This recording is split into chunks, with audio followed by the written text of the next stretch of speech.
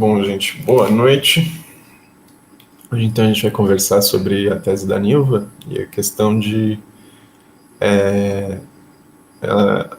finalização dessa nossa primeira unidade, que é uma unidade mais teórica, né, em que a gente vai discutir as razões, argumentos para a inserção da física moderna no ensino e a análise dos currículos, dos livros didáticos, das pesquisas, da revisão da literatura. A tarefa é uma prévia do trabalho final, então, nas minhas disciplinas eu sempre dou notas mais duras nas primeiras tarefas. A ideia é puxar vocês mesmo e para vocês verem no que vocês podem melhorar nas tarefas seguintes. E elas têm um peso menor, então é normal todo mundo tirar uma nota não tão boa no começo. Eu botei a data de entrega dessa atividade hoje, mas como vocês já me conhecem, né? Todo mundo sabe que eu boto a data de entrega, mas não tem problema, vocês podem até entregar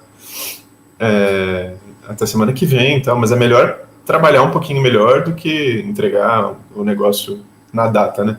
Mas eu não falei isso antes, por quê? Porque o ideal era entregar uma coisa nem que seja provisória mesmo, e deu tempo de eu ver lá 4 pessoas mandar, para eu ver mais ou menos o que vocês estão pensando, pra gente, porque essa coisa de mobilizar a escrita de vocês era um jeito que eu tinha também de vocês virem pro debate com uma coisa um pouquinho mais pensada, né? Se bem que as nossas discussões estão sendo tão boas que numa turma boa que nem a de vocês não tem necessidade.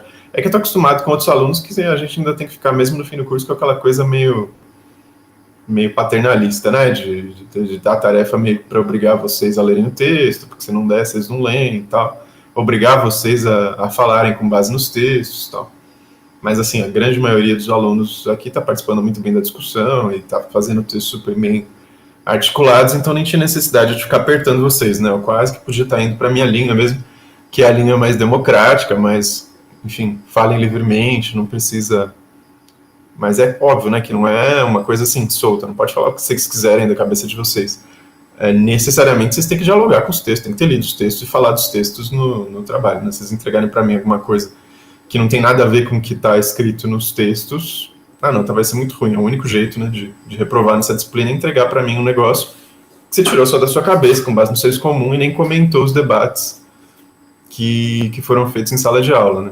Então, se vocês pensarem assim, a cada semana qual foi o ponto principal de cada aula, obrigatoriamente tem que ter alguma coisa de todas as aulas no trabalho final, né, na tarefa.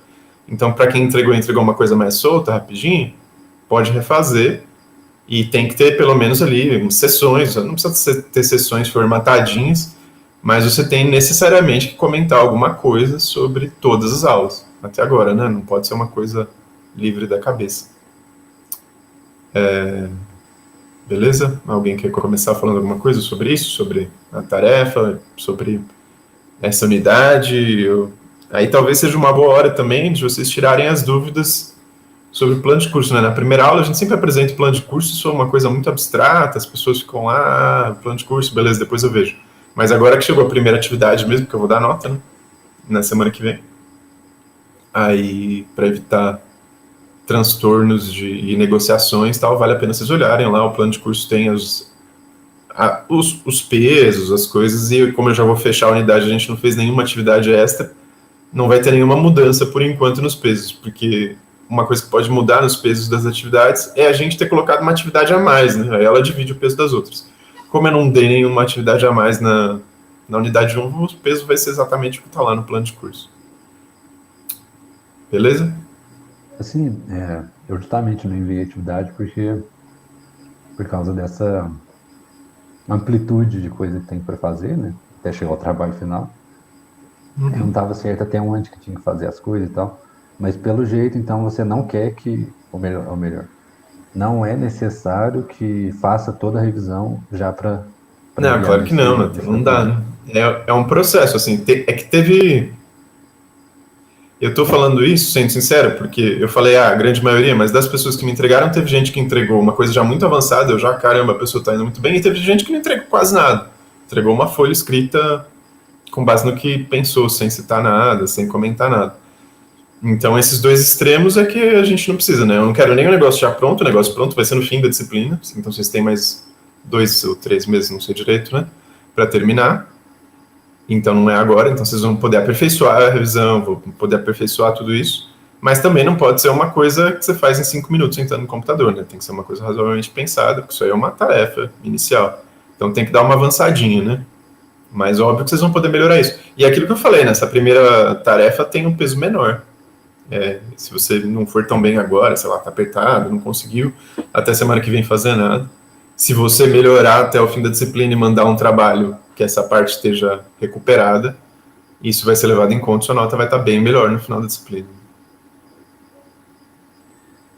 Ô, Alexandre, você peço desculpa porque eu cheguei atrasado. Tranquilo, Paulo. Bom, ontem eu até conversei com o Yuri, a gente estava fazendo uma atividade que aí, quando viu, não era preciso, e na minha cabeça era preciso. Aí, hoje que eu tive tempo de ver o que precisava ser entregue, e vi uma atividade realmente diferente. Então, assim, deixa eu tentar te explicar. Semana passada, para mim, eu teria que fazer um levantamento bibliográfico com base nos textos que a gente discutiu semana passada, com base naquele roteiro do Eduardo.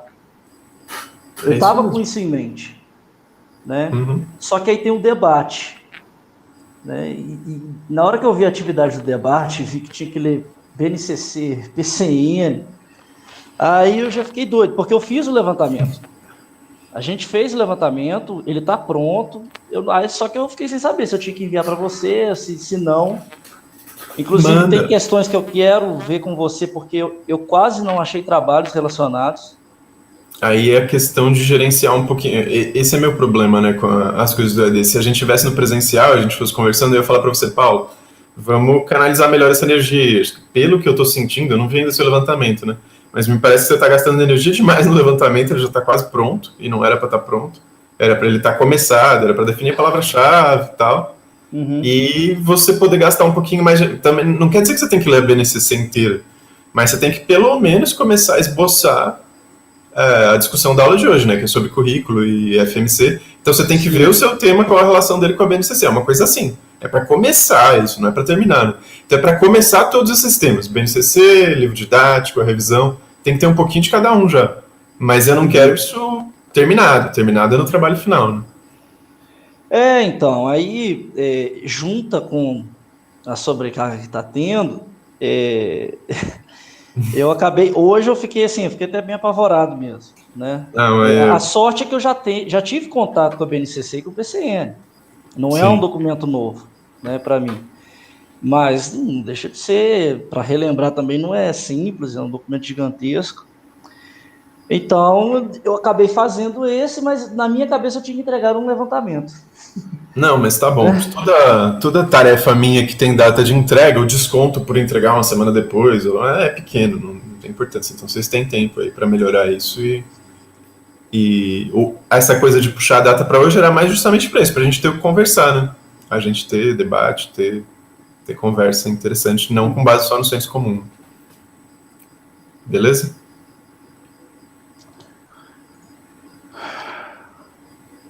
Eu chamei o Fernando para participar. Na verdade, eu chamei todos os meus orientandos. Né? Vocês viram que tem orientando pra caramba que trabalha com física moderna.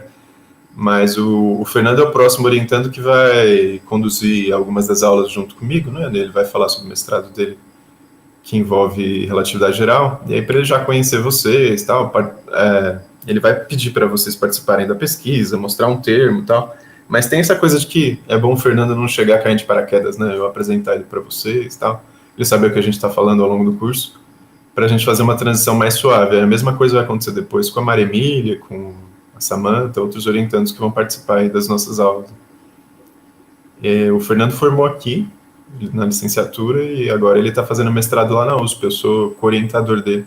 O orientador dele é o João Zonetti, o autor da tese que vocês leram no primeiro dia de aula. Dá um oi, pessoal, Fernando. Por favor. Fernando?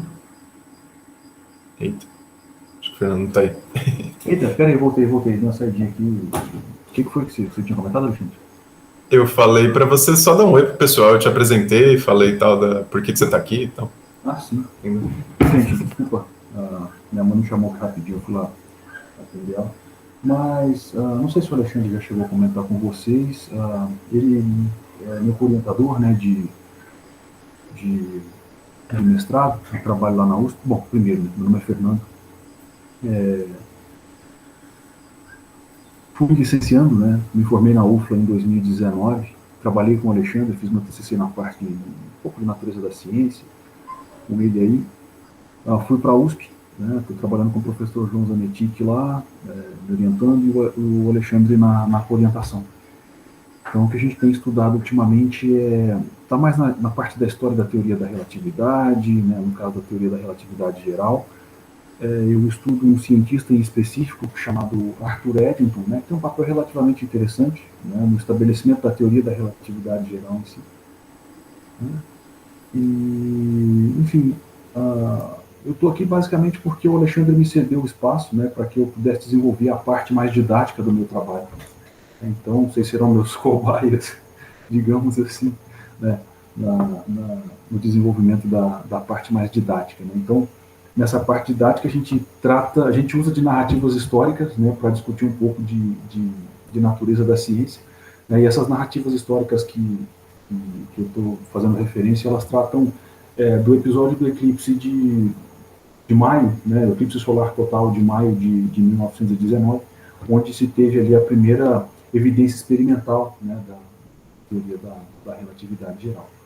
Então, eu tento seguir uma linha que, olha, esse eclipse ele aconteceu em duas frentes, né, a observação dele aconteceu em duas frentes, uma foi na Ilha do Príncipe, na África, e a outra foi aqui em Sobral, né, no Brasil, e aí eu pego uma narrativa que olha para esse episódio, né, a partir dessas duas frentes, né, tanto da parte dos astrônomos ingleses, né, que foram para...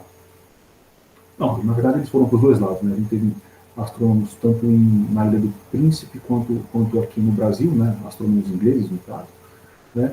Então, essa parte, eu olho um pouco para a ilha, essa galera que foi para a Ilha do Príncipe, né? A gente, é o meu foco principal, né? Olhar o trabalho do Eddington, né? Que chefiou essas expedições à Ilha do Príncipe, mas a gente olha também a participação do Brasil, né? O Brasil teve uma participação, cientistas brasileiros tiveram uma participação bastante relevante nisso, né? Na organização, até na recepção do pessoal aqui no Brasil.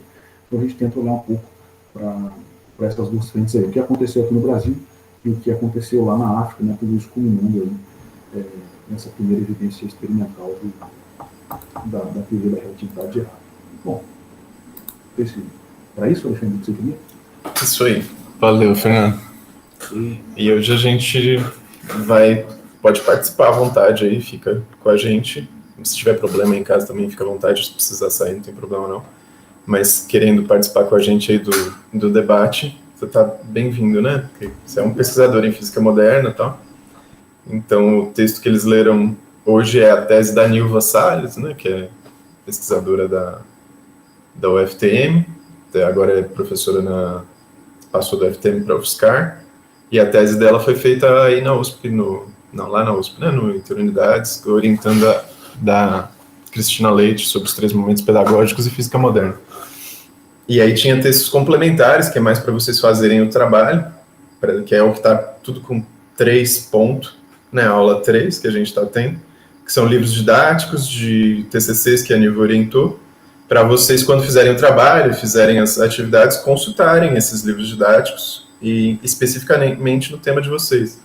E já irem adiantando essa questão de como é que, não só se deve levar física moderna, porque é óbvio que deve levar física moderna, todo mundo fala disso, ninguém fala nada contra, mas como, que física moderna, quais as dificuldades envolvidas, enfim, todos os debates envolvendo a seleção curricular, né? Que tipo de física moderna tem que ser levado, e a presença disso nos livros, nos currículos e na BNCC, nos documentos curriculares, né?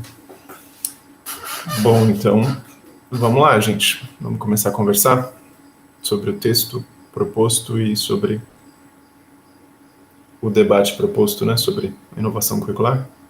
Ô Alexandre, perguntar, eu acho que eu fiquei um pouco confuso com a atividade, eu não achei que ela tinha a ver com a revisão que a gente estava fazendo especificamente, tanto que o que eu escrevi lá, eu acho que eu nem escrevi muito, eu escrevi tipo 1,5 páginas e foi foi relacionado com a tese da Nilva lá, o primeiro capítulo que você pediu para ler, e com a BNCC, né? E aí o que eu escrevi foi baseado nisso, basicamente, né?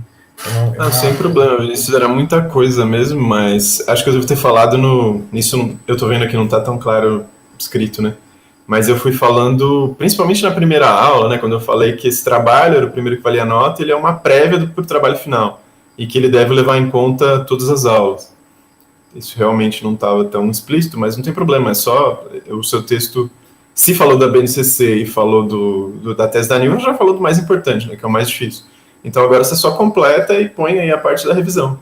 E não é a revisão inteira, é uma coisa rapidinho. Aí você fala, olha, no caso do meu tema, eu vou usar tal tema, tal palavra-chave, tal. É um negócio curto, um parágrafo a mais, né? Não tinha que já super adiantar a revisão agora nesse primeiro momento. Ah, tá, entendi. Eu realmente não achei que tivesse que relacionar com a revisão, no caso. Na aula passada eu falei isso, eu lembro até que alguém estava perguntando, como que faz a revisão, sei lá o que, tal. Na aula de revisão, né, eu falei que o que eu queria era só a palavra-chave e as revistas, o começo da revisão. Alguém perguntou, não, mas já para mandar a revisão feita? Eu falei, não precisa fazer a revisão feita. Como isso é meio que uma prévia da parte teórica do trabalho, eu quero só ter a chance de indicar para vocês, não, essa revisão está indo por um bom caminho, porque essa é a última vez que eu vou falar com vocês, antes do trabalho final, sobre o trabalho de vocês. E para dar algum tipo de feedback, né, para vocês não começarem apontando para o caminho errado e eu só ver o problema lá no final, é que eu pedi para vocês já falarem um pouquinho de cada coisa, né, nesse primeiro momento. Entendi.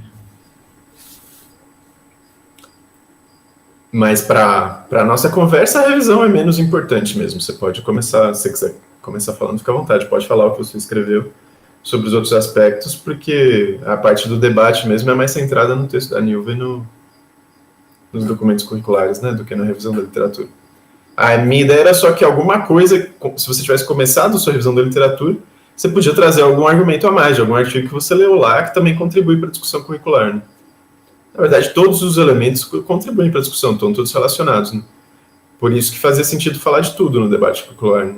A cada aula, você tem que dizer mais ou menos, que física moderna a gente vai levar? Quem são os atores envolvidos? Quem diz que tipo de física moderna tem que ir? Tem a comunidade de pesquisa, que entra na coisa da revisão, tem a comunidade dos professores, que eles já estão querendo ensinar de física moderna, as secretarias de Estado, os alunos, os pais, professores, todo mundo, a sociedade, né? Então todo mundo participa desse debate curricular e cada um tem uma visão. Então todos eles têm que ser mencionados, né? É uma questão complexa. Então você não pode simplesmente falar da tua cabeça o que você acha disso, né? Tem um monte de gente aí dando palpite sobre que tipo de física moderna e como ela tem que ser levada, né?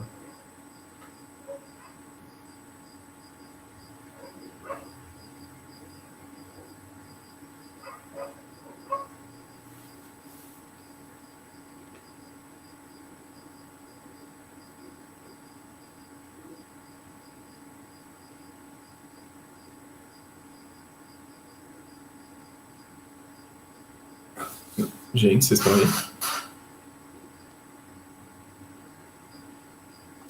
Sim. Pode começar falando. Estou um pouco perdido de como começar a discussão. Se alguém puder falar uma frase aí, eu começo a falar. Vai lá, Nathan. Você falou um pouco das últimas vezes. Calça riada aqui. Começa aí. O Vinícius é sempre o cara que quebra o gelo, né? Quando falta essa...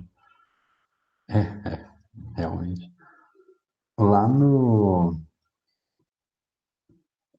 comecinho, lá na página 26, a primeira página do primeiro capítulo da tese dela, ela fala ali no final do primeiro parágrafo que a proposta dela, né, de fazer análise de periódicos, fazer análise de livros didáticos e verificar como que a física moderna e contemporânea está sendo inserida ali, ou está sendo tratada,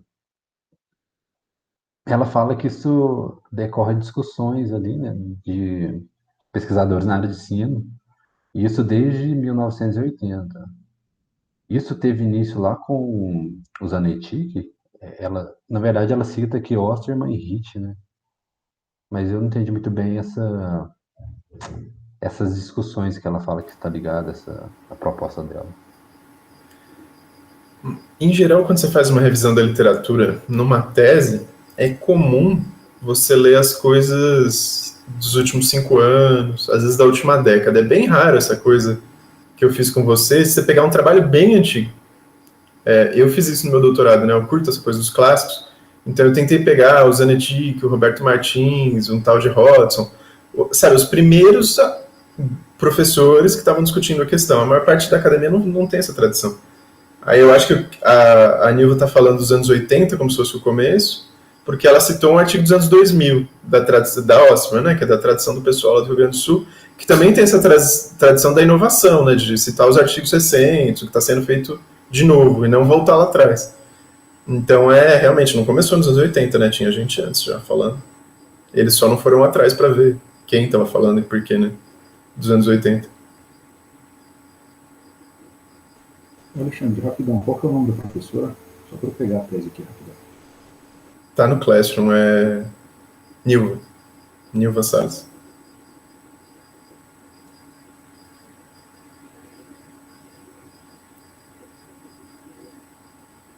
Entendeu, Nathan? Então, se bem que eu acho que realmente tinha pouca pesquisa até a década de 70, assim, de física moderna. Realmente, eles devem ter pego, assim, a área como um todo, né? Devia ser um ou outro que estava falando de FMC antes da década de 80 mesmo.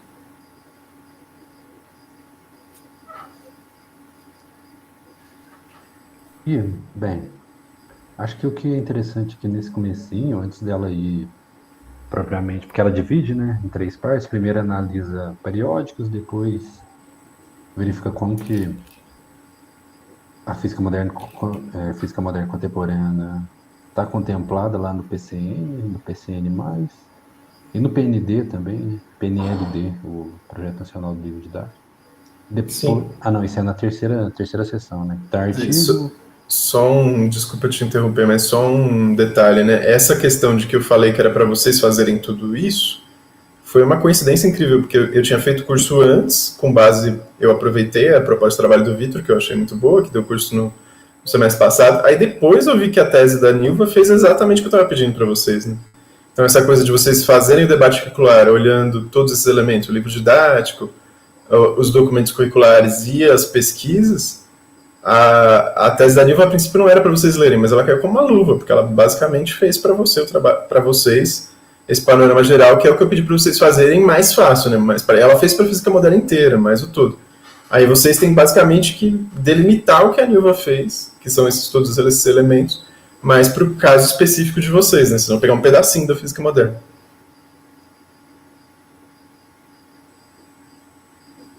Isso. Exatamente. Eu achei bem interessante, né, essa divisão que ela... Porque até então eu nem... Acho que eu já tinha ouvido falar sobre o PNLD, assim, por alto, mas aqui ela dá ela faz uns comentários bem interessantes. Mas, né, por enquanto, não é sobre isso que eu quero falar, não. O que eu quero destacar, que acho que é a única coisa, assim, mais relevante que ela fala aqui nessa introduçãozinha do capítulo 1 é que as dificuldades que Moraes e Guerra aqui que ela cita, que são dificuldades encontradas para inserir a física moderna contemporânea no ensino médio, que são 3, né, que ela cita, que é a falta de preparo dos professores, a falta de material didático e a carga horária insuficiente para inserção. Está bem relacionado com o que ela vai discutir mais à frente. Ela preza muito para essa questão de preparo dos professores, né? Ela sempre vai estar falando mais à frente no texto sobre a formação continuada e como isso é relevante para... Se você quer inserir, né, a física moderna e contemporânea no ensino, o professor tem que ter conhecimento daquilo que ele vai lecionar para os alunos. Então, esse é um ponto que ela sempre chama atenção e ela fala que é um dos principais objetivos da tese dela, né? E a gente não leu ela toda, né? Mas imagino que mais à frente ela vai fazer amplas discussões sobre isso também. Essa formação continuada e como ela é relevante caso a gente queira inserir, de fato, a física moderna e contemporânea no ensino. Tem a falta de preparo dos professores, né? Tem a falta de material didático, que aí ela vai analisar lá na seção 1.2. Você falou alguma coisa, Renan? Não, é só comentar mesmo. Esses 3 pontos que ela cita aí, tipo assim, parece que ela coloca esses 3 pontos perfeitamente, porque um não se separa do outro. Por quê? Igual o primeiro ponto lá, os professores mais qualificados, né? Para esse tipo de coisa. Aí o que adianta você ter o professor qualificado se você não vai ter o tempo, né? De poder aplicar isso dentro de sala de aula. Aí já fica meio complicado, né? Porque igual eu citei nesse trabalho que eu fiz hoje. Se tivesse como, desde o ensino fundamental, sei lá, nem que seja aumentar um pouco mais a carga horária para poder trabalhar alguns conteúdos que não dá tempo, tipo, conteúdos além dos conteúdos tradicionais que são trabalhados, seria bem melhor para você já chegar no ensino médio continuando, né, esse trabalho, tipo, já vem desde antes, porque você chega no ensino médio, já vem, sei lá, uma pancada de conteúdo novo em cima de você, conteúdos tradicionais, aí depois você quer colocar algo relacionado com física moderna, já fica muito complicado. Era bom se eles conseguissem aumentar. E vale lembrar também que muitos alunos do ensino médio trabalham, né? Sei lá, exercem algum tipo de serviço. No ensino fundamental, que talvez esses alunos teriam mais tempo, seria interessante se adicionasse uma carga horária a mais, né? Para poder trabalhar esses conteúdos. Só que também tem que ter o material, né? Porque sem o material também fica mais complicado. Mas será que esses alunos assim teria maturidade para ter contato com a física moderna já desde cedo, assim? Então, Porque eu falo por mim, até hoje eu não sou bem leigo em física moderna, independente do assunto, mas eu não sei se com a idade que eu teria no ensino fundamental eu conseguiria assimilar um conteúdo desse, não. Então, eu penso o seguinte, se a gente começa, o quanto antes a gente começar, melhor. Por mais que lá no início seja difícil, lá na frente vai facilitar um pouco, entendeu? Porque vai ter mais tempo. Só que você não pode chegar com uma coisa bruta. Você chega de mansinho, sabe? Trabalhando mais os conceitos assim, fazendo algumas discussões, algumas leituras. Eu acho que assim daria certo. Você não pode chegar descendo a lenha, achando que os alunos vai aprender, né? E vai ter assustar, né? O caboclo já abandona no ensino fundamental o estudo ali.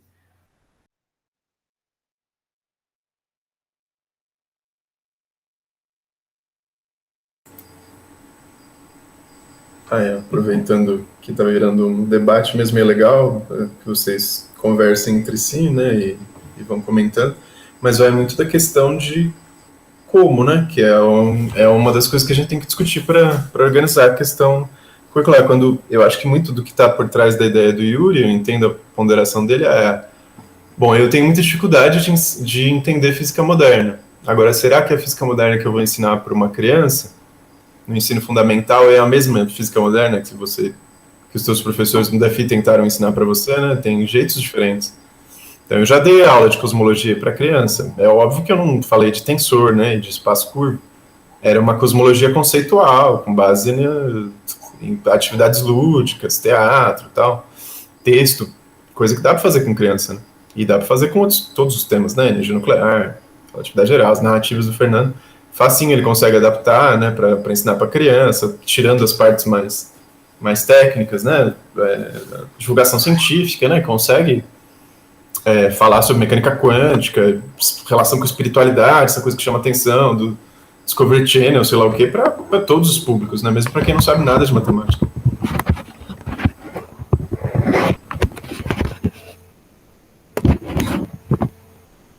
Que o Fernando tinha levantado a mão para falar, né? Então, eu só ia fazer acho que é mais um comentário, uma provocação, não sei, porque há pouco tempo eu tive essa mesma discussão com o Zanetti, né, o meu orientador lá de São Paulo, muito na linha do que o Renner comentou, né? Então, assim, beleza, você tem que aumentar a carga, mas beleza, você tem ali as 4 horas e pouquinho, né? Então, se eu for aumentar essa carga, o que é que eu vou tirar? Então, se eu quero mais tempo para trabalhar a física, né, aquele negócio, não dá para criar mais aula ali, não dá para criar mais tempo ali. Então, alguém tem que sair. E aí, quem que sai? É essa que é a questão. A gente acaba entrando, às vezes, sei lá, a gente às vezes acaba olhando só o nosso lado, né, da discussão. Então, assim, a física é importante, a gente tem as outras matérias também, que também são importantes. E aí, como é que a gente faz essa gradação?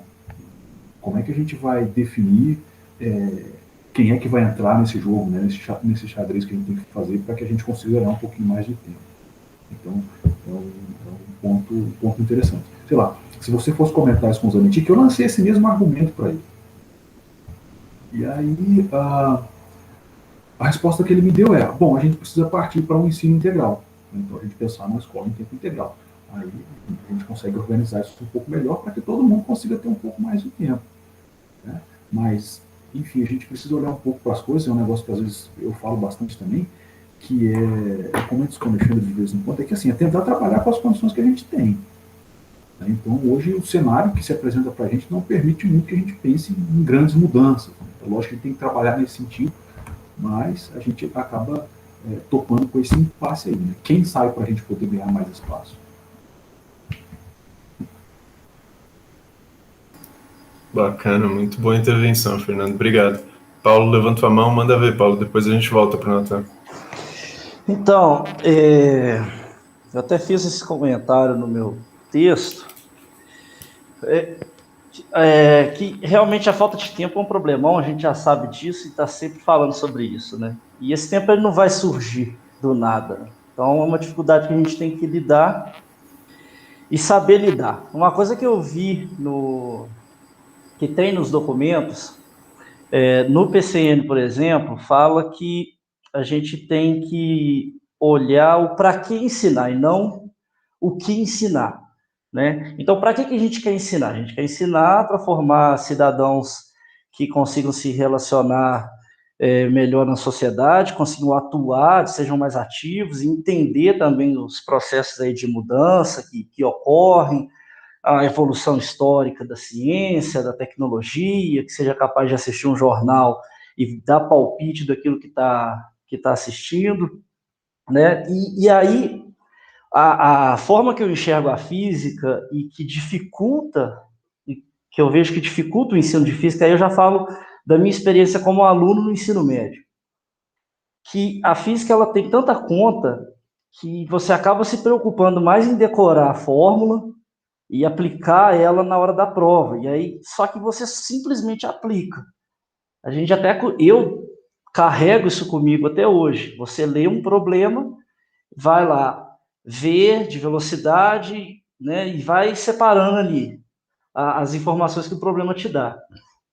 Então, você vai fazendo isso de forma mecanizada para poder chegar na prova, tá bem, né, fixado na sua cabeça e você não errar o exercício. Mas você refletiu o que você está fazendo? Que você está calculando um deslocamento, que você está calculando, sabe, uma aceleração, uma corrente elétrica, o que isso representa, né, os fenômenos que estão envolvidos por trás disso, não reflete, velho. Ensino médio não tem disso, não tem esse tipo de conversa. Então, o que eu pensei é que, assim, já não tem tempo, né, isso dificulta. Então, que a física, às vezes, poderia ter uma cara mais conceitual mesmo, diminuir essa carga de conta e trazer uma pegada mais conceitual, fazendo com que as aulas evoluam mais, entendeu? Assim, até sejam mais corridas mesmo. E aí você consegue inserir novos conteúdos. É difícil porque o currículo é engessado, então você não pode desfazer, por exemplo, lá, você tem a física clássica, vamos pôr dessa forma, física clássica e física moderna. Então, é tentar trabalhar as duas, né? Inserir a física moderna sem ter que retirar a física clássica. Mas não tem tempo. Então, às vezes, essa questão do tempo poderia, né, falar assim, ser atenuada se tirasse um bocado da carga de conta que a física tem. Porque no ensino médio você já tem a matemática, né, para isso. É claro, você precisa saber relacionar, a matemática é uma linguagem, né, que a física utiliza e tal, mas eu acho que como o ideal é formar cidadão, independente do rumo que ele vai tomar depois do ensino médio, se diminuísse essa carga, as aulas de física poderiam ficar mais leves e às vezes até, né, essa introdução aí de novos temas seria possível. Muito bom, legal, Paulo. Renner, e depois o Vinícius levantou a mão também. Se você quiser voltar a falar, se quiser levantar a mão aí para garantir sua vez, Natan. Você tá ficando para Não, trás, né? tá Mas manda legal, ver. tá legal. Então, igual o Fernando falou, realmente, nesse ponto é mais complicado, né? Porque, tipo assim, a gente acaba que pensa só no nós, né? Mas talvez ali a disciplina de matemática precise de mais tempo para ensinar alguma coisa, a disciplina de química talvez precise de mais tempo para ensinar alguma coisa, e a gente pensa só por esse lado. Mas, igual você falou, a escola de tempo integral. Vamos colocar, tipo, se as escolas fossem de tempo integral. Eu creio que muitas pessoas que, antes de pensar em entrar numa escola de tempo integral, eu acho que elas ainda prefeririam uma escola de tempo integral com um curso técnico, né? Porque, tipo assim, você já sai dali sei lá, com um curso, né? Que você pode entrar no mercado de trabalho. Tudo bem que essas escolas de curso que tenha de tempo integral, que tenha cursos técnicos, elas são disputadas para entrar, né? Nesse caso, né? Aí acaba que quem não conseguir vai ter que ir para a escola de tempo integral aprender, tipo assim, aprender os conteúdos, né? Da conteúdo de matemática, português, enfim, os conteúdos que a gente está acostumado a estudar. Mas eu acho que se realmente tivesse isso, eu acho que muita gente, primeiramente, optava para uma escola de curso técnico, né? Porque, vamos supor, você sai dali e você arruma um emprego, né? Mais fácil, entendeu? Para ganhar mais, sem depender de uma graduação.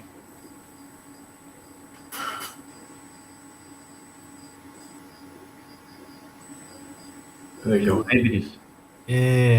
Uma coisa que eu queria pontuar, né, no caso, primeiro, né, o René tinha falado a questão sobre a ideia de meio que adiantar a matéria no ensino fundamental para aliviar a carga do ensino médio, né? Isso eu acho que é uma discussão interessante. Eu mesmo não tenho de cabeça, assim, não sei exatamente o que é trabalhado no ensino fundamental, né? Eu nunca cheguei a estudar isso depois que eu entrei na universidade. A única coisa que eu tenho é lembrança do ensino fundamental que eu fiz mesmo, né, no caso. E eu acredito que a galera que debate sobre a modificação do ensino fundamental deve ser um debate bem intenso também, né? Bem ferrenho, de fato, porque tem até uma coisa que eu sei que tem várias discussões. O Johnny que já me atentou sobre isso também, né? O Johnny que fez filosofia, né?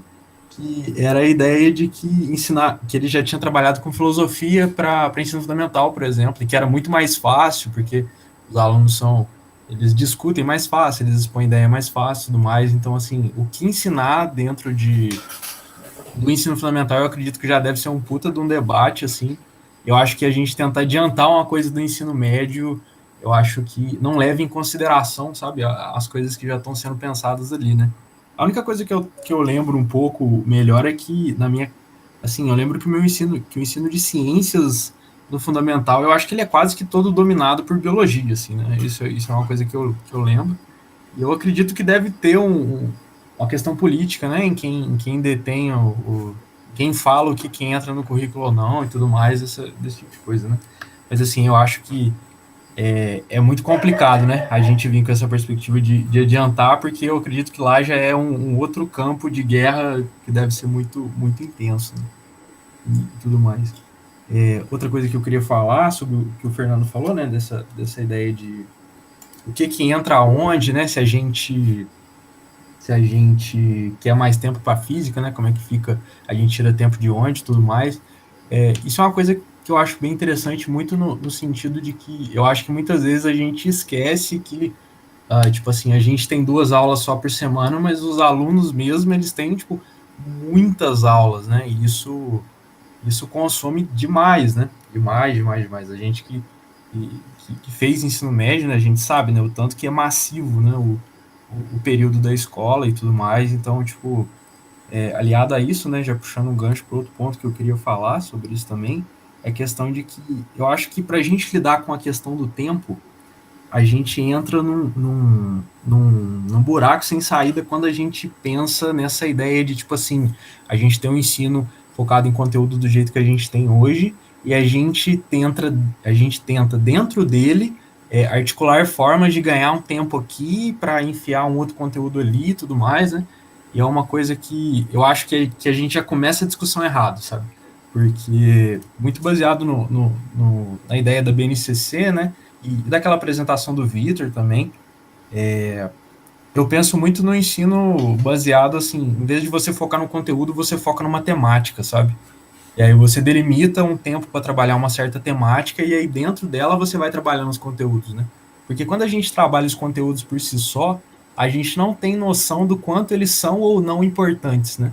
Então, quando a gente trabalha eles dentro de uma temática, tipo assim, sei lá, vou trabalhar a temática de energia, aí eu trabalho energia, sustentabilidade, esse monte de coisa, aí a gente consegue ter uma visão um pouco mais crítica do quanto aqueles conteúdos são importantes e quanto tempo dedicar a cada um, né? Eu acho que assim, eu acho que é assim, né? Se a gente conseguir cumprir, por exemplo, a gente propõe uma temática, né? Que seria, por exemplo, temática de energia e sustentabilidade. Se a gente consegue trabalhar 70% do que a gente tinha pensado, isso já é um puta de uma conquista, assim, sabe? Mas quando a gente pensa em trabalhar 70% do conteúdo, assim, das listas de conteúdo, aí a gente já fica um pouco mais receoso, assim, sabe? Então eu acho que a gente tem que partir de outro ponto, né, para discutir sobre essa questão de tempo, né? Que é justamente pensar nessa contextualização do ensino mesmo.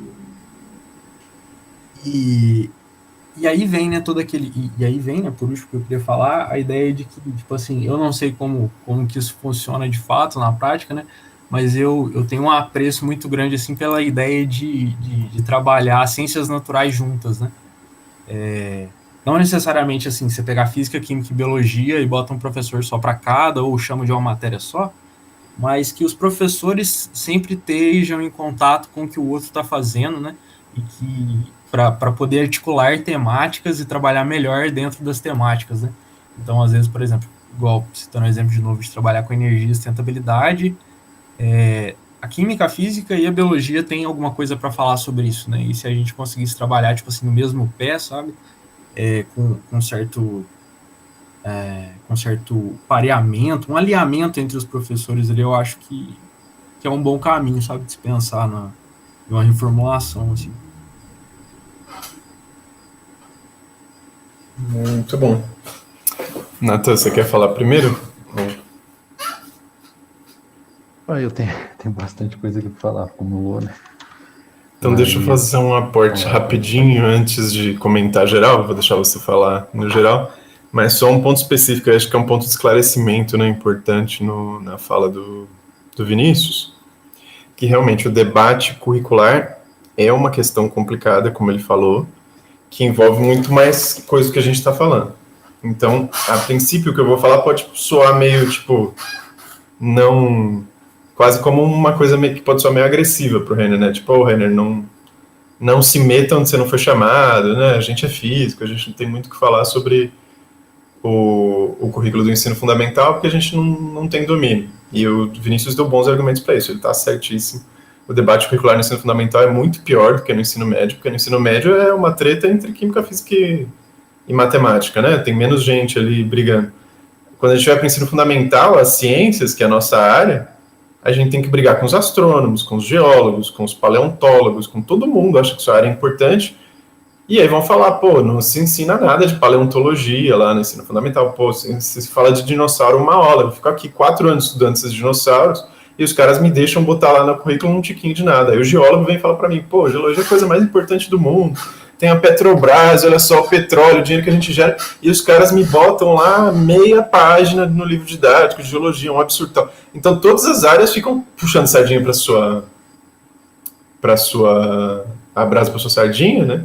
E a gente já está muito bem, na real. A gente está mal acostumado, né? A física é uma das ciências aí que tem mais representatividade. É verdade que a biologia tem uma representatividade desproporcional e todas as outras ciências reclamam disso. Aí é consenso que o currículo de biologia, em teoria, devia diminuir a atenção dada para a memorização de conceitos de biologia. Biologia é o patinho feio do ensino fundamental, né? Assim como todo mundo bate na cinemática e nos circuitos elétricos, insere em paralelo no currículo tradicional, para falar essa pergunta que o Fernando fez, que é muito boa, né? Quem que a gente vai tirar? Isso é consenso, todo mundo fala. Do ensino médio é fácil ver quem a gente vai tirar. Não tem ninguém que defende que a gente tem que ensinar aquele tanto de tempo de continha de cinemática. Tinha escola que ficava o ano inteiro ensinando sorvetão lá, as equações de movimento de cinemática, né? O ano todo. Aí é fácil falar, ó, não precisa nem ensinar isso aí. Se o cara souber o que é velocidade, souber o que é aceleração, o conceito, tá bom demais. Não tem que ficar fazendo exercício maluco lá de Torricelli, joga um no outro pra lá e pra cá, sei lá o quê. Aquela matemática toda, né? Aí concordando com o que todo mundo falou, principalmente o Paulo, né? A gente tem que tirar mesmo, não acabar com a matemática, mas tirar muito dessa carga do ensino tradicional, de aplicação de fórmula e colocar discussões mais conceituais. E aí na biologia é a mesma coisa, né? A gente não precisa ficar decorando aquele monte de nome de reino, filo, sei lá o que tal, e as coisas que ficam fazendo as crianças no ensino fundamental. Então daria, assim, para uma reformulação curricular ideal, que leva em conta o que a pesquisa em ensino de ciências está falando sobre o ensino fundamental, para ensinar conceitualmente todas essas ciências, geologia, e aí falando, só que eu gostei muito da intervenção do Renner, né? Não tem nada isso de que a gente não entende, a gente não é especialista no ensino fundamental, mas a gente está aqui para aprender e foi uma chance de todo mundo dar um palpite a mais. Eu também não sou, né? Eu faço pesquisa em ensino de física, eu entendo do currículo do ensino médio. Apesar de, como leigo, eu já falei várias vezes, olha, se me deixarem, eu já dei aula no ensino fundamental, né? Não era teórico de currículo do ensino fundamental, mas me deixaram dar aula no ensino fundamental e eu falei, sim, do que eu podia lá de física para as crianças que estava lá na minha apostila. Eu tinha que ensinar biologia, porque quem fez a apostila era um biólogo. Eu simplesmente desobedeci o currículo, falei, não, vou fazer o que quer que eu faça aqui, eu sou bem formado, eu vou me confiar na minha formação, né? E eu mudei o currículo. Mas nem sempre você tem liberdade para fazer isso, né? Tem boas escolas que te dão bagagem e espaço para você peitar o currículo e falar, não, eu acho que tal, eu vou contra o que está estabelecido e vou ensinar tal coisa, vou dar a liberdade. O Vinícius sempre fala, o Pieve, né? Vamos dar liberdade para os alunos, então. Tem lugar que te dá essa liberdade, né? Na grade, você pode chegar lá, os alunos vão discutir, vão falar, gente, a gente não vai falar de física moderna, porque a gente quer falar sobre mulheres na ciência. A Sônia fez aí um tempo atrás, ela é professora da Gralha, né? E aí todo mundo ficou o bimestre inteiro falando sobre mulheres na ciência, e a partir de mulheres na ciência, eles falaram de todos os outros conteúdos, né? Na linha do que alguém falou, de discutir temas. Mas lá eles podem, né? Falar, dane-se, não vamos falar dos conteúdos todos, não. Tem escola que não, né? Que vai vir, não, vai cair tal coisa no Saresp, Saresp é do estado de São Paulo, eu sempre confundo. Vai cair tal coisa no exame, sei lá, no PISA ou qualquer coisa assim, no exame que vem, então você tem que seguir tal linha de conteúdos. Nos colégios particulares apostilados é super um cabresto, né? Você tem que seguir certinho a apostila, senão o pai já vem lá reclamar, eu paguei caro nessa apostila, como que você não está me seguindo a apostila? E assim vai, né? Vai lá, Nathan. Começando um pouco com uma coisa que veio à cabeça quando você estava falando, é justamente essa aqui, que o Vinícius também falou um pouco, né, que trabalhar temas gerais e você ir ali acrescentando conteúdos de física, conteúdos específicos, né? Porque, assim, dá mais significação para o aluno, né? Ele fica mais ciente do porquê daquilo que ele está estudando. Um bom exemplo foi esse, né, das mulheres na ciência. Aí se o aluno, principalmente as mulheres, né, que a gente acaba, a gente não, né, mas acaba não sendo muito retratado, agora está mudando um pouco isso, mas a representatividade, né? E para as meninas que vão estudar isso, deve ser bem relevante, né? Deve ter estudo sobre isso e deve ser uma parte bem legal. Mas essa parte da significância é bem legal, porque até na faculdade a gente às vezes pergunta, né, do porquê a gente está estudando alguma coisa, e se imagina o pessoal lá no ensino médio no fundamental, né? Então, se essa resposta já é dada no tema geral, o aluno vai se debruçar sobre sobre os conteúdos de uma forma mais afinca, né? E, bem, e um pouco sobre a física moderna e contemporânea. Para o fundamental, que o Renner que trouxe esse tema, né? E eu acho que foi o Vinícius que acrescentou uma coisa interessante, que ele falou que os alunos, quando você traz temas sobre física moderna e contemporânea, ou em geral, nos conteúdos gerais, né, eles sempre discutem mais, né? Eles são sempre mais ativos. Se você cultiva essa característica deles, né, no ensino médio eles vão continuar tendo essa característica mais ativa. Então você pode cultivar mesmo, né? Ir trabalhando nisso, porque chega no ensino médio os alunos vão sendo mais reprimidos, evidentemente por causa da abordagem tradicional. Mas aí se você muda no ensino médio, ou melhor, no fundamental, e você deixa essa abordagem mais aberta, né? Trabalha nessas discussões e abre também a discussão no ensino médio, você cria uma continuidade bem legal. E assim, não cria essa barreira que os alunos vão ter depois no ensino médio. Então, o que eu escrevi aqui foi quando o Vinícius falou isso, é que assim, pode ser entendido como uma justificativa de você colocar a física moderna e contemporânea no fundamental, é justamente manter esse caráter curioso da criança, né? Tanto na vida, tanto nos estudos do ensino médio quanto na vida adulta. Só que tem essa questão do debate, né? Do debate curricular que já foi bem discutido, da disputa pelo currículo no ensino fundamental. E eu tenho um monte de coisa anotada aqui, agora eu tenho que lembrar, peraí. Aí tem uma coisa interessante que foi quando foi o Fernando que trouxe esse tema sobre a reforma, ou melhor, sobre a escola integral, né, no ensino médio. E como sendo uma alternativa para você adicionar os temas, né? Nem adicionar mais, porque quase não tem nenhum, então adicionar os temas de física moderna e contemporânea no ensino médio. É uma boa alternativa, mas aí entra na questão que o Renner apontou, né? Que como que vai ser colocado essa escola integral?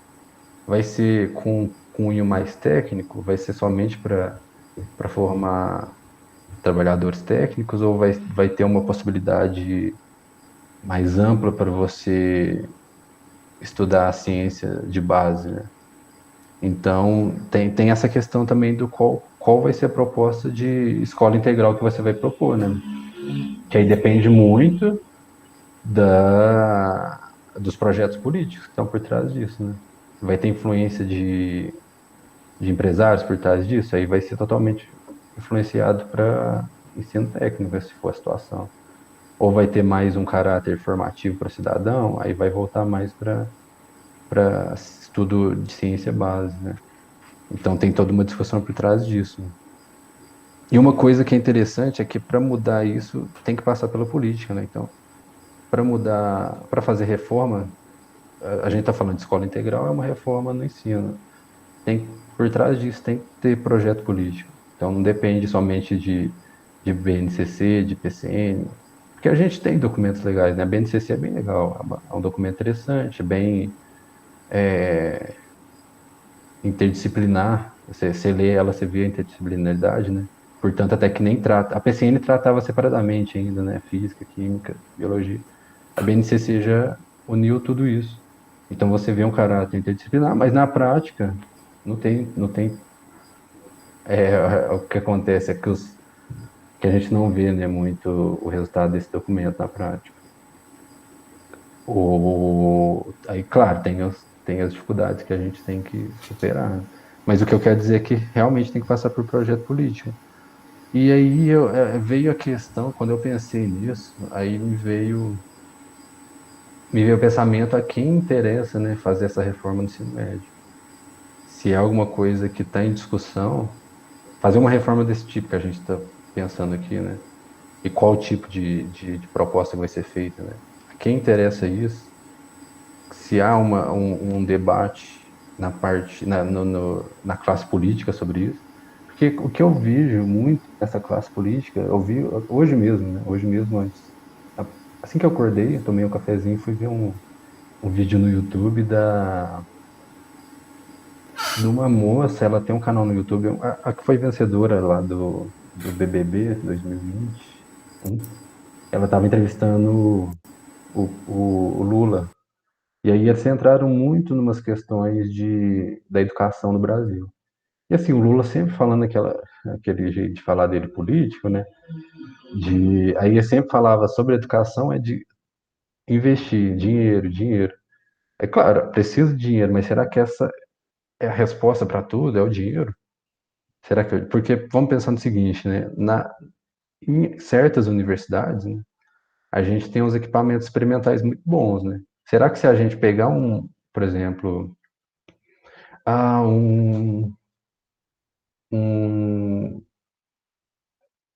aquele experimento do Geller, aquele experimento que você envia o átomo lá para, ou melhor, as partículas alfas para dividir o átomo, né?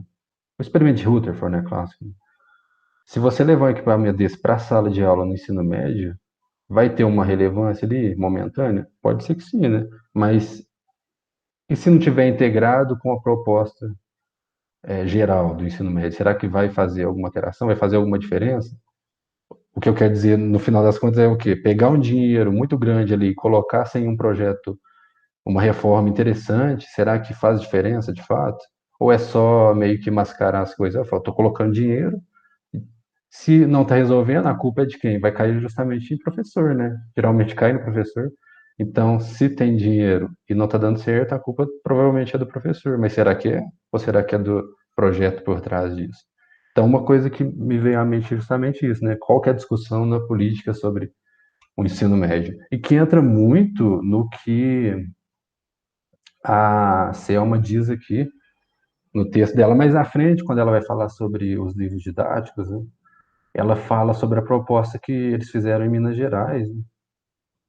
Que esqueci o nome aqui. A proposta é os conteúdos básicos comuns, é o CBC de Minas Gerais. E ela aponta um monte de um monte não, né? Aponta algumas divergências com o PCN, né? E ela aponta algumas críticas aqui também. Mas isso que está mais no meio do texto, eu só trouxe isso para discussão para justamente interligar com essa questão política, né? Essa proposta aqui no ensino médio, aquela proposta de o aluno poder escolher, né, aquilo que ele vai estudar, fazer escolha de temas gerais, né? Então, e aqui isso entra muito com o que a gente discutiu na aula passada, né, que foi o Vinícius que falou na aula final. Será que os alunos, eles têm noção daquilo que eles têm de opção para escolher? Será que eles têm essa consciência? Se você é justamente isso, né? Tá, vamos reformar o ensino médio, vamos dar opção para os alunos escolherem aquilo que eles querem estudar. Os alunos escolhem. Tá, continua mal o ensino. Eu falo, mas a gente já fez a reforma, a culpa deve ser de quem? Deve ser dos professores, deve ser de... A culpa nunca é do projeto central ali, né? Acaba ramificando a culpa ali, geralmente para os professores. Mas acho que é isso. Já falei muito aqui, né? Acho que alguém deve ter alguma coisa para comentar. Se eu lembrar de alguma coisa, eu falo. Muito bom, Nathan. Você deu o pontapé inicial e mobilizou o debate acalorado do pessoal.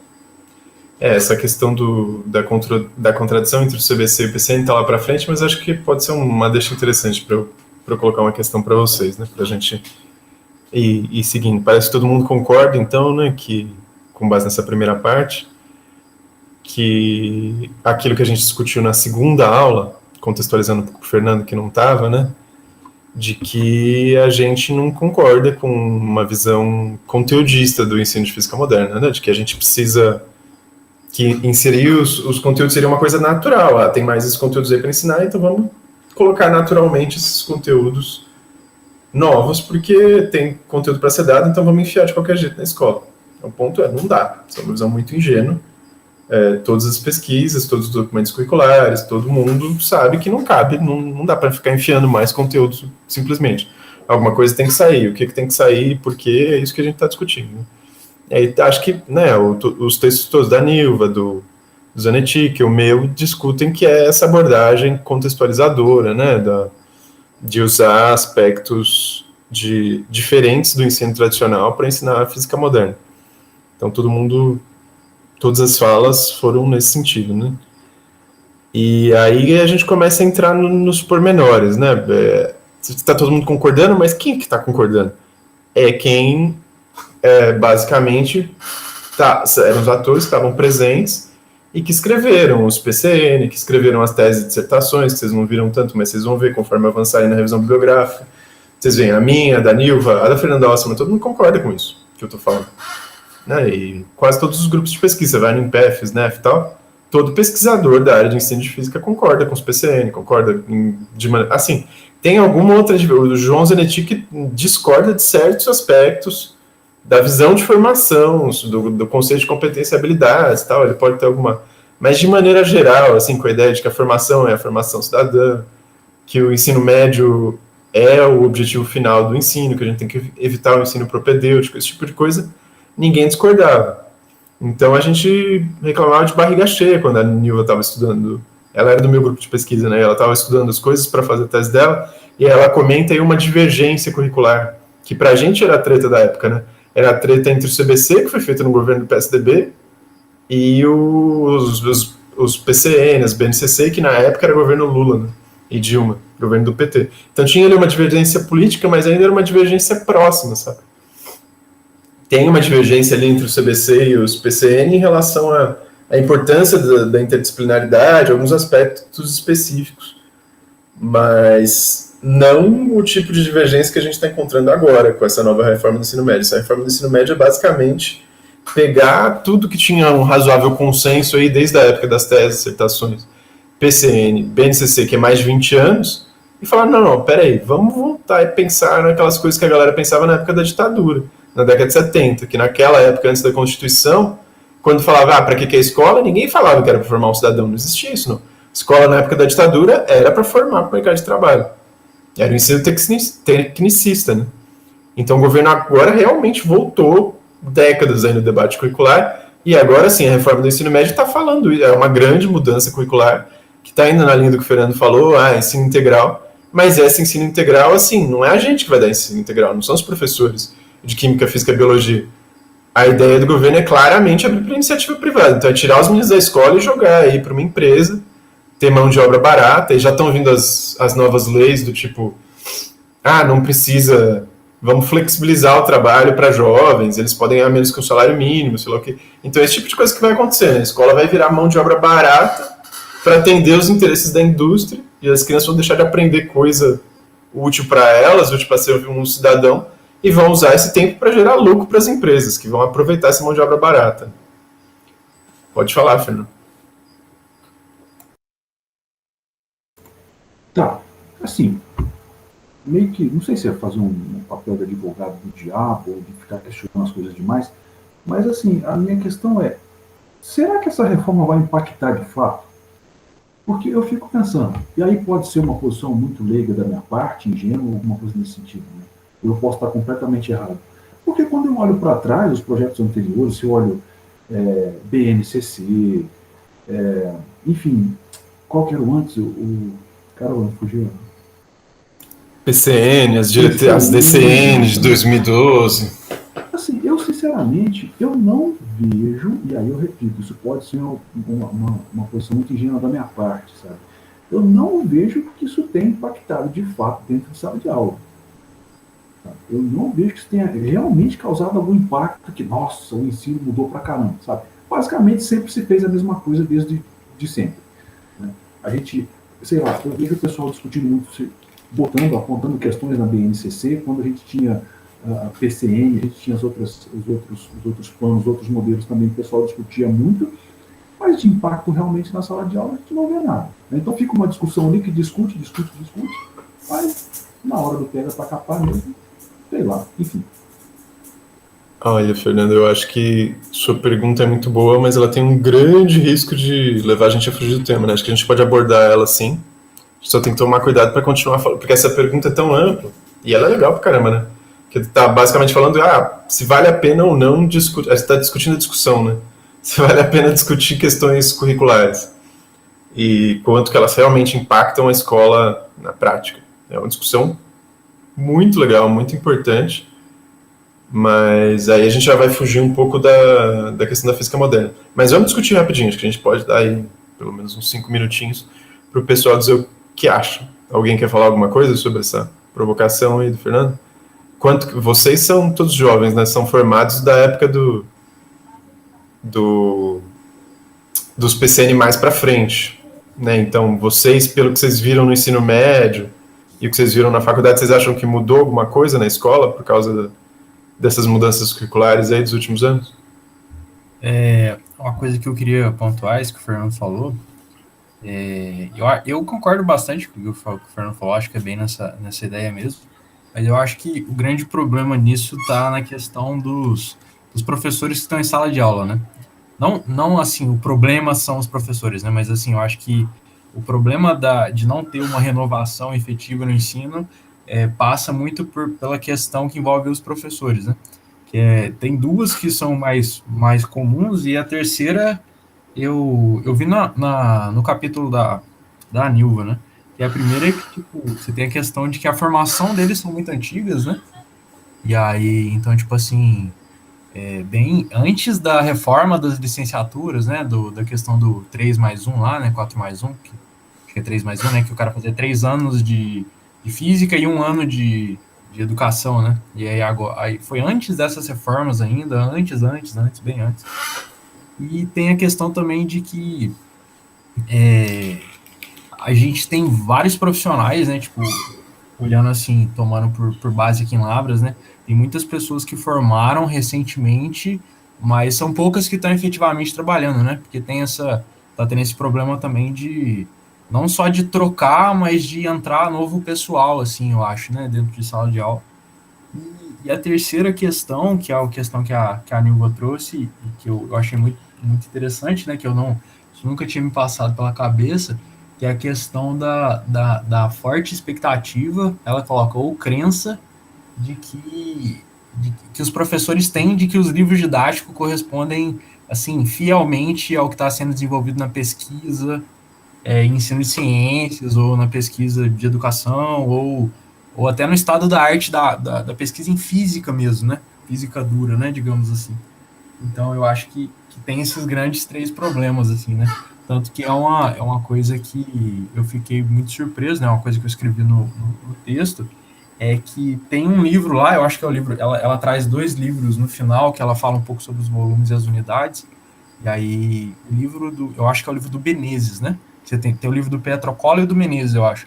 E o livro do Menezes, assim, eu achei um livro muito, muito interessante, muito, muito inovador e tudo mais, só que é uma coisa que talvez os professores nem devem ter oportunidade de conhecer, de adentrar melhor no livro e tudo mais. E tem até uma certa resistência também, né? Porque é uma coisa completamente diferente, né? Eu me arrisco a dizer até que se um professor assim tem uma formação um pouco mais antiga, se ele pega um livro daquele para ler, ele nem acha que é um livro de física, sabe? E já o livro do Petrocola já é um pouco mais quadradão, né? Ele parece que ele é bem assim, um livro padrão de física, só que tem mais inserção de física moderna e contemporânea ali, com alguns pequenos pedaços. Mas o livro do Menezes que eu achei muito interessante. É um livro que, assim, ele quebra bem o paradigma do que é um livro didático de física, né? E aí, então eu acho que fecha nesses 3, assim, né? A questão essa relação dos professores com o livro didático, a questão da formação ser muito antiga dos professores, né? A maioria dos professores que às vezes até tem a oportunidade de fazer uma formação continuada, né? E muitas vezes não é uma intervenção pontual, uma formação continuada que você vai mudar toda a perspectiva, né? De dar aula do cara também. Questão de baixa remuneração também, tudo mais, né? E essa questão também de troca de professores, né? Que tem muita gente que formou por agora, assim, muito bom profissional que não tem essa chance de estar entrando no mercado de trabalho e às vezes vai dar aula num cursinho, vai dar aula numa faculdade, numa escola particular, né? E aí já é mais difícil, né? A coisa é mais engessada e tudo mais.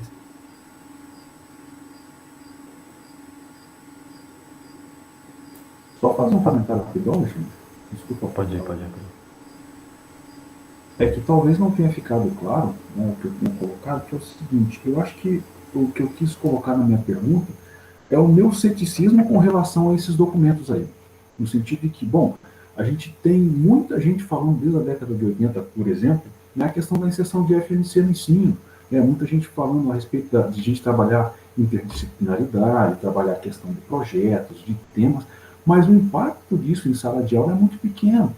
Né? A prática de ensino realmente se mantém a mesma, aquele ensino conteudista e formulista, né, como diz o João, né, que vem acontecendo desde sempre. Então, é nesse sentido que eu tentei colocar, e talvez não tenha ficado muito bem contextualizado o negócio, né, mas com relação ao impacto mesmo.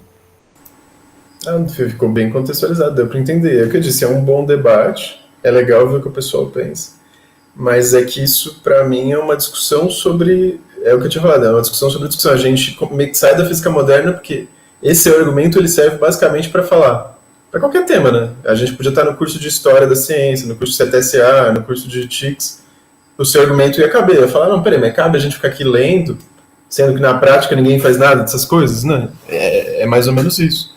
É um argumento para discutir a própria licenciatura, que é uma coisa que a gente tem sempre que voltar. Eu já tive essa discussão N vezes com os alunos ao longo da licenciatura, sempre alguém traz isso, e tem que ser trazido mesmo, né? A gente tem que lembrar, valeu a pena. Pode falar, Nathan. Não, eu tinha entendido errado pelo jeito, então, porque pelo que pareceu é que você tinha acabado de falar da proposta atual de reforma do ensino médio.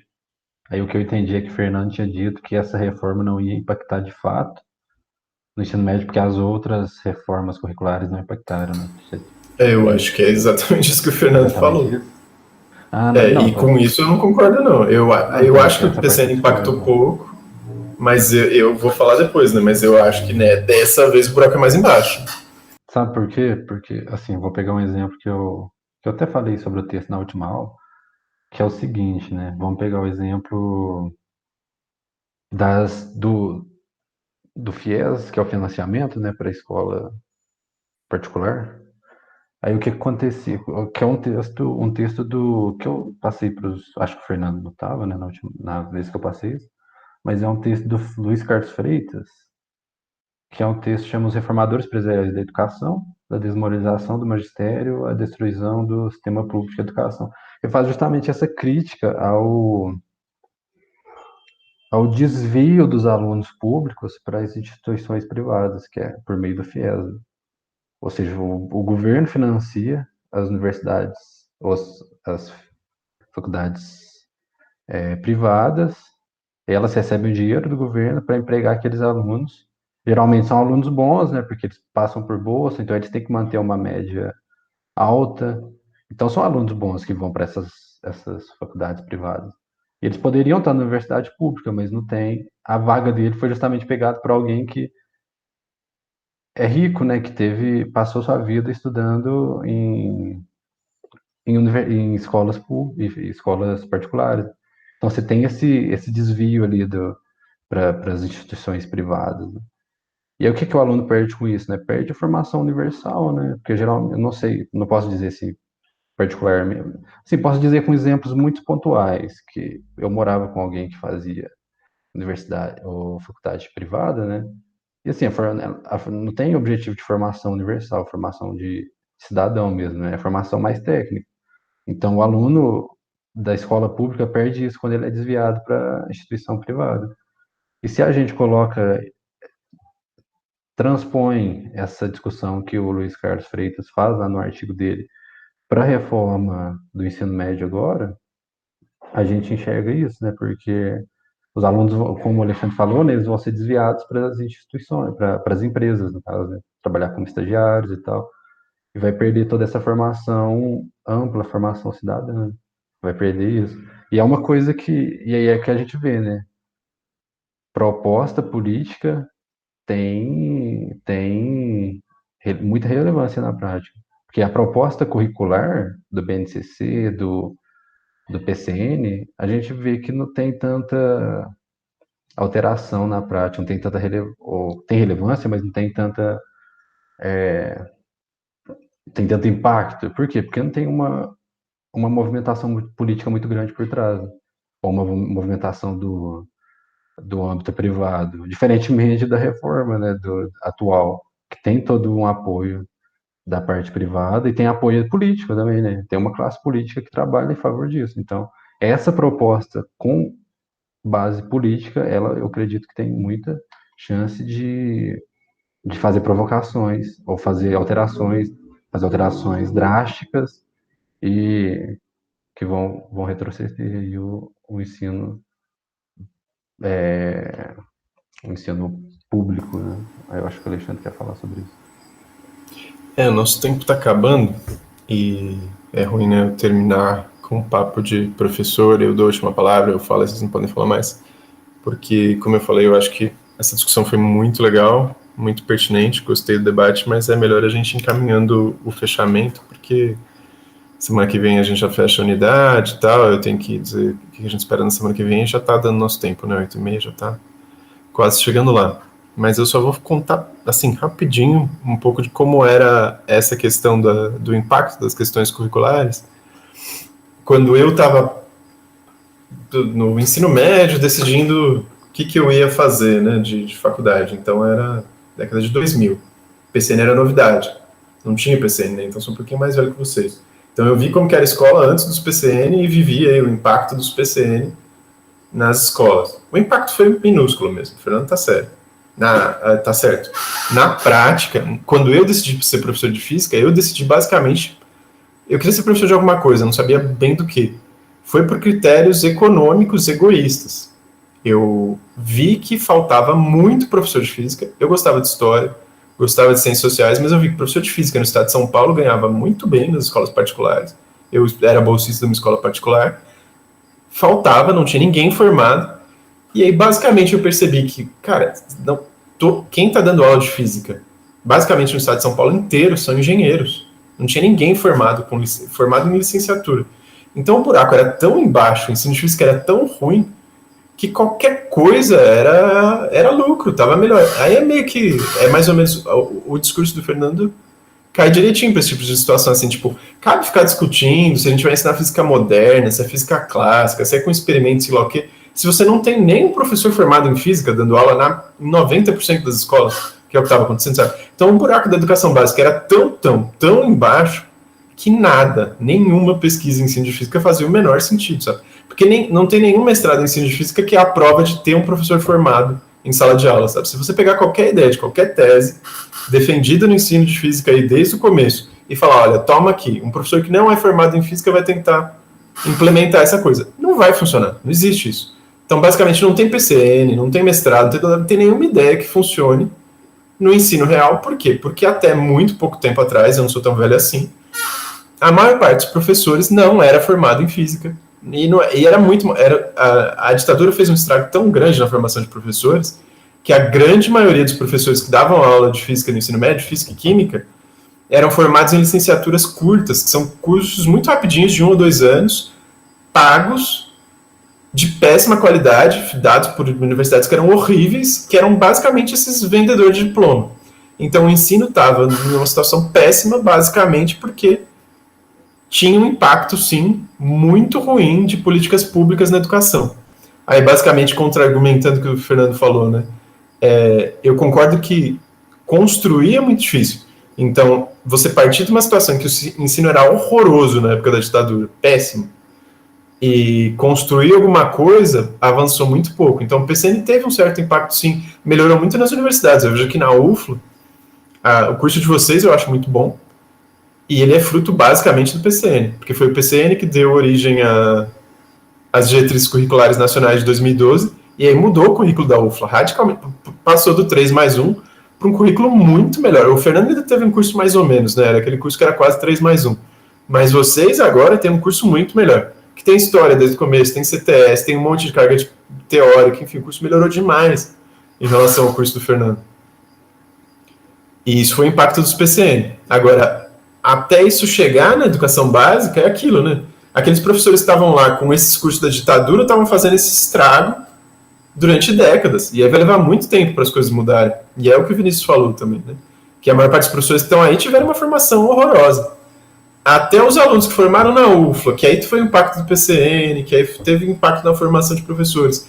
Vai levar décadas até os alunos que foram bem formados terem chance para o ensino médio, aí o ensino melhoraria daqui a uns 10, 20 anos. Mas aí, construir é lento, né? É difícil, eu tenho esperança, estava melhorando. Mas destruir não, destruir é muito rápido, muito fácil.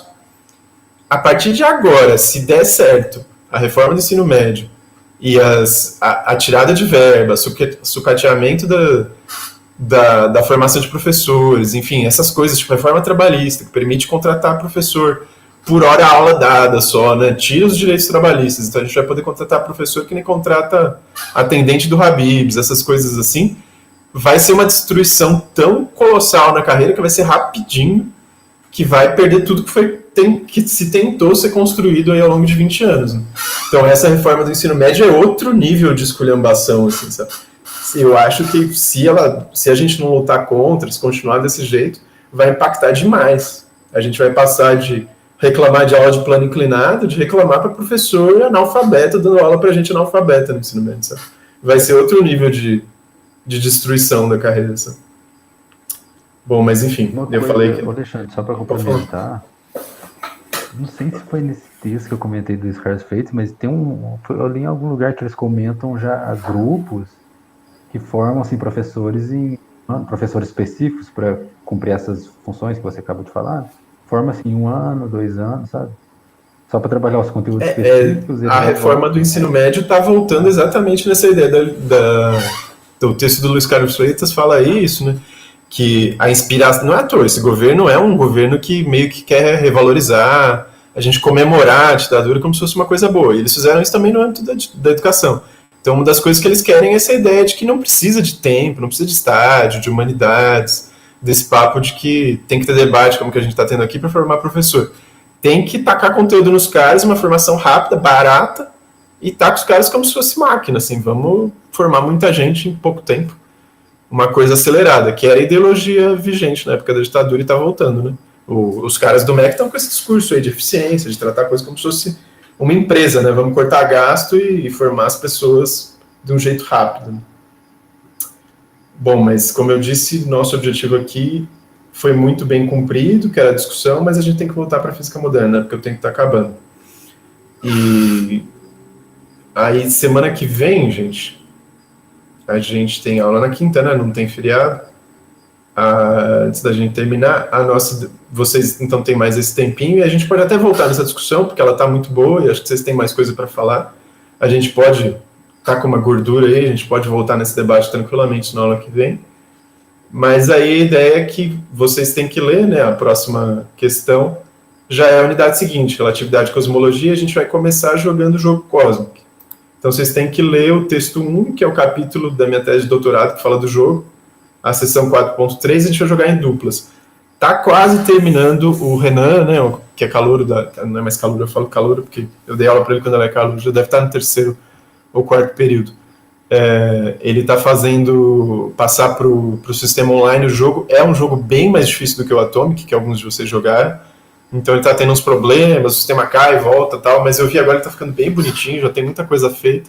Então espero que dê pra gente jogar, mas de qualquer jeito a gente não precisa jogar já no sistema semana que vem. Ainda mais que a gente vai terminar essa discussão, né, fechar, porque ela rendeu, mas aí a ideia é que vocês leiam o capítulo 4 e tragam dúvidas sobre... Pensando assim, vocês vão jogar esse jogo. Aí a gente já tem meio que organizar como que a gente vai jogar. Eu acho que um jeito bacana é a gente manter as duplas dos trabalhos. Aí vocês vão ser... investigadores, né? Se o Fernando participar também, e tiver mais aluno participando, eles podem ser jurados comigo no jogo. E aí a ideia é que vocês tenham meio que se preparar para atuar como se vocês fossem alunos do ensino médio e entender o jogo. Tem papéis. Aí é bom, lá tem no site os materiais do jogo. Aí vocês podem ler as fichinhas, pensando que vocês vão jogar, e vocês têm que adiantar essa coisa de saber o que você tem que fazer para jogar, né? Ler as regras do jogo, as fichinhas. Vir meio que preparado, mas a gente já não vai jogar semana que vem, né? Vai mais conversar sobre o jogo, como se a gente prepara para jogar, o contexto do jogo, por que ele foi feito, quem foi feito e tal, que está no capítulo 4. E aí, na semana seguinte, tem o seminário da Nilva, que é sobre os 3 momentos, e física moderna. A gente vai meio que retomar a aula de hoje com o seminário da Nilva, né? Vocês podem, a discussão rendeu, vocês podem ir pensando em coisas que a gente vai perguntar para a Nilva quando ela vier dar o seminário para a gente. Ela até perguntou para mim se não queria que ela participasse da aula hoje, mas eu achei que ela ia inibir vocês, né? Foi até bom.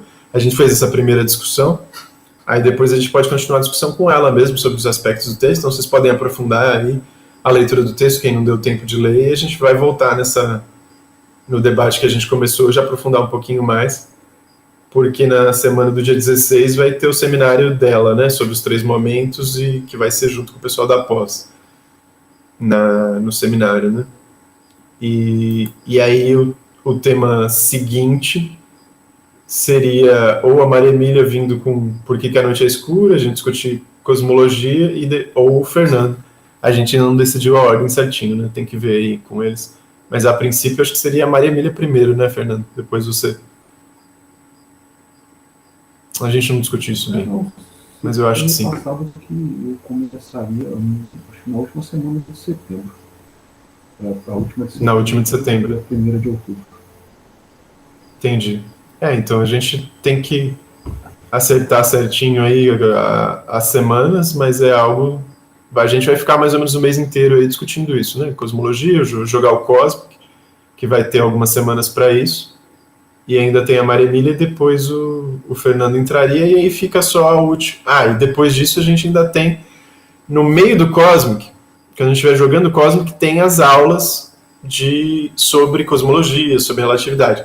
Essa aula pode ser dada, mas só quando vocês acharem que vocês estão prontos, pelo grupo que tem que dar uma aulinha, né? A aulinha do lado, que é um dos itens do trabalho final, pode ser dada pelos alunos. Então os alunos vão aí preparando, o pessoal cada uma das 4 duplas tem que preparar a sua. Os primeiros a dar vão ser a galera de relatividade restrita. Mas não tem que ser agora, no começo, né? A aula de relatividade pode ficar para o fim da unidade de relatividade, que seria daqui a mais de um mês, né? Depois do Fernando. Então o Fernando pode ir primeiro, a Maria Emília. Aí no fim vocês falam de conceito de relatividade. E até o próprio Fernando vai falar um pouquinho sobre relatividade restrita, né? Um dos textos que o Fernando vai colocar para vocês é um texto do Einstein, que fala sobre os conceitos da relatividade restrita, mas o foco dele não vai ser relatividade restrita, como no caso do Vinícius e do Yuri, né? Que o trabalho deles é só sobre relatividade restrita. Beleza, pessoal? Beleza. Beleza. E então vocês têm uma semana a mais para escrever essa parte. Podem incorporar parte do que a gente escreveu hoje, né? E acho que uma dica que eu dou para quem teve dificuldade de escrever vamos fazer uma coisa assim, dica não, tarefa extra, combinada na aula. Cada um pega a ordem alfabética da lista, manda a sua tarefa para o seguinte na ordem alfabética. Assim, cada um vai ter pelo menos o texto de outra pessoa para ler, para você não entregar só o seu e ter uma noção de comparação, né? É bom vocês lerem dos outros. Se vocês quiserem todos ler de todos, pode também. Mas, né, aí é muito trabalho, ninguém vai querer ler todos. Mas se leu de pelo menos uma pessoa, né? No caso, a última pessoa manda para o primeiro ler e assim vai, né? Faz uma escadinha. Leiam dos outros. Isso eu fiz para não sobrar ninguém, né? Mas se vocês quiserem também combinar entre vocês de outro jeito, ter pouca gente, pode combinar outra estratégia, não tem problema não. Era só para não ter gente sobrando, né? Tá bom? Beleza. Beleza. Então, valeu, gente. Fiquem espertos aí nessa questão da greve, teve assembleia, né? O pessoal tá votando greve sanitária. Tem os alunos aí que podem ter... Vocês estão um pouquinho... Principalmente o pessoal do último ano está um pouco mais tranquilo, mas colegas de vocês aí podem ter uns problemas sérios com a questão de se voltar à aula presencial. É importante os alunos se posicionarem aí, né? Ver a posição do DCE, o que vocês acham, conversar entre vocês aí, o Centro Acadêmico da Física. Falem com o Paim lá, tal, que ele estava inteirado nessas questões, ver o que vocês podem fazer para se ajudar aí, porque é complicado isso. Beleza? Tá rolando, tá rolando, né, uma assembleia agora, né? Tava. Eu saí dela para vir dar aula para vocês, né? Eu tava na assembleia. Eu não acompanhei, não. Você não faz estágio com o Ulisses? Ele não falou nada, não, sobre isso? Não. Você fala a respeito de retorno? Sim. Provavelmente ele vai falar amanhã, velho. Ele não comentou nada. Provavelmente. Porque segunda-feira nós tivemos aula, né? Igual eu falei. Só que ele não comentou nada, né? Mas agora que ele tá querendo voltar, capaz que ele vai falar na aula de manhã. Vocês me contem depois o que deu nessa aula, beleza? O Sérgio estava preocupado com esse retorno aí. Na aula de terça, eu acho. Essa semana. Ele estava perguntando bastante. Não tem prática dele, no caso. Né? Mesmo se tivesse Sim. também. A gente nem tem prática mais também, não. Então...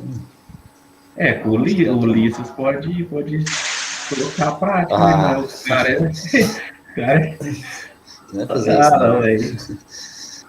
É, pegou no duvida. Gente, ele falou na Assembleia que ia fazer isso, tá? Por isso que eu tô falando pra vocês ficarem espertos, começarem a se preparar para conversar com representação discente, se unirem e tal, porque eu acho que essa é a ideia dele. É, porque o Ulisses tem a disciplina lá de. Então, essa mesma, do computador lá tem 2 aulas práticas por semana, né? Tipo, 2 aulas práticas e 2 teóricas aí. É perigoso ele realmente, né? Mas não é o nosso caso, é outras turmas, né? Não, nós também, pô. Aquelas Não, computador que nós faz Não, tem, porque que tem é do disciplina que laboratório compõe lá. estágio, né, Tem aula Conversa prática? compõe estágio. Tem, é que ela tem prática. Ai, ai, ai.